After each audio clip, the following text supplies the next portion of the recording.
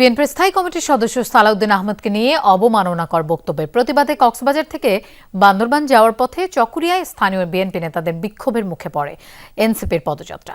বিকেল 4টায় চকরিয়া উপজেলা সদরের জনতা মার্কেটের সামনে এই ঘটনা ঘটে। এ সময় এনসিপির কেন্দ্রীয় নেতাদের বহনকারী গাড়ির বহর আইনশৃঙ্খলা বাহিনীর পাহারায় কক্সবাজার জেলার সীমানা পার করে দেওয়া হয়েছে। প্রাণ ইউএইচটি মিল্ক, শুদ্ধতায় ও মমতায় সবসময় সেরা স্বাদে।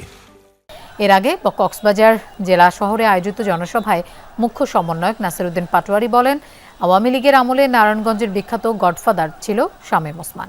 এখন শুনছি কক্সবাজারের নব্য গডফাদার শিলং থেকে এসেছেন, ঘের দখল করছেন, মানুষের জায়গা জমি দখল করছেন, চাঁদাবাজি করছেন। এ বক্তব্যে বিএনপি নেতা সালাউদ্দিন আহমদকে ইঙ্গিত উল্লেখ করে জেলাব্যাপী বিক্ষোভ মিছিল করছেন দলটির নেতাকর্মীরা।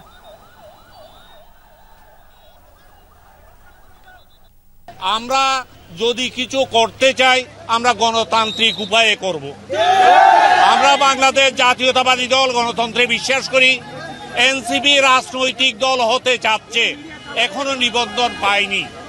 ওনাদেরকে আমরা আহ্বান জানাবো, ওনাদের বক্তব্য যেন শালীন হয়, সুন্দর হয় এবং রাজনৈতিক হয়।